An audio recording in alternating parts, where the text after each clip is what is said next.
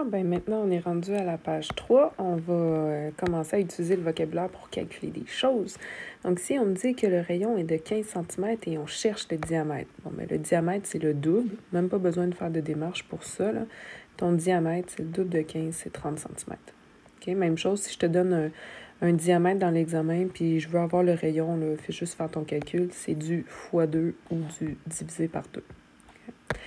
Ici, c'est de l'algèbre, fait que ce serait mieux de faire une petite démarche. J'ai un diamètre de 8x plus 22, exemple centimètres, décimètres ou quelque chose comme ça. Et là, je veux le rayon. Donc, le rayon, ça va être mon diamètre divisé en 2. Mon diamètre, c'est 8x plus 22. Si je prends la moitié de ce binôme, ça me donne 4x plus 11. Donc ça, ce serait pour mon rayon algébrique. Okay? Ici, un petit problème.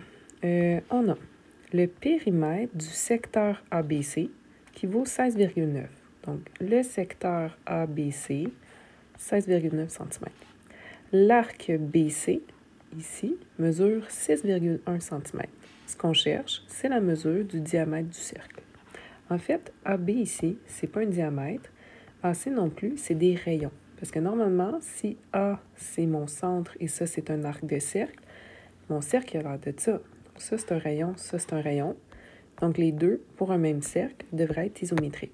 Donc ce côté-là et ce côté-là de mon secteur, c'est deux rayons. Ça mesure la même chose. Donc si je prends le périmètre de 16,9 et je lui enlève l'arc de 6,1, il va me rester les deux rayons. J'aurai juste à diviser par 2 pour en trouver un. Donc première étape, on va aller trouver le rayon. Ça va être mon périmètre moins l'arc BC. Et je vais prendre cette réponse-là et la diviser en 2. Donc, mon périmètre, c'est 16,9. Si j'enlève 6,1, 16,9 moins 6,1, il me reste 10,8. Et quand je divise ça en 2, donc divisé par 2, ça me donne un rayon de 5,4 cm. Et donc, ça, c'est 5,4. L'autre côté aussi, 5,4. Et ici, mon arc de cercle, 6,1. Donc, dans l'examen, avant de poursuivre, là, j'irai vérifier que 5,4 plus 5,4 plus 6,1 me donne bien ça. Deuxième étape, on me demande le diamètre. Bon, je vais revenir sans avoir divisé en 2. Deuxièmement, mon diamètre, c'est 2 rayons. Donc, 2 fois le 5,4. Donc, j'aurai 10,8 cm. Donc, tes démarches dans ce chapitre-là, c'est les mêmes qu'avant. Dans l'autre chapitre, c'est formule, substitution, réponse, unité de mesure. Si tu veux, tu peux écrire comme ça chaque fois. Et comme l'ancien chapitre, ben, il y a plusieurs chemins. S'il y en a qui ont compris que le périmètre du secteur, si j'enlève juste le 6,1, ça me donne 2 rayons et donc directement, ça me donne le diamètre. Faites-le en une seule étape. Faites juste prendre ça, enlève l'arc et dis que ça donne 2 rayons, qui est le diamètre. Mais sois clair dans tes démarches. Le prochain, ça va être une recherche d'erreurs. Donc, il y aurait plusieurs erreurs. On a le cercle O, on nomme un cercle par son centre. On demande de trouver un diamètre. Là, l'élève, il écrit que BF, c'est un diamètre. C'est vrai, c'est une corde, c'est la plus grande, elle passe par le centre. Pas de problème avec ça. Un rayon, FO. Est-ce que FO, c'est un rayon? Un point du centre jusqu'au centre, c'est bon, c'est un rayon. Est-ce que CO est une corde? CO est une corde. Non, ça, c'est une erreur. Tu peux le barrer. Une corde, ça part d'un point du cercle jusqu'à un autre point du cercle. Et c'est pas l'arc, c'est vraiment bien la corde, là. Donc, DE, ce serait une corde.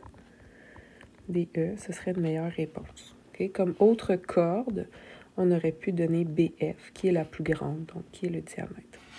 Là, ils disent des erreurs. Fait qu'on va continuer à chercher des erreurs. Un angle au centre. BCO.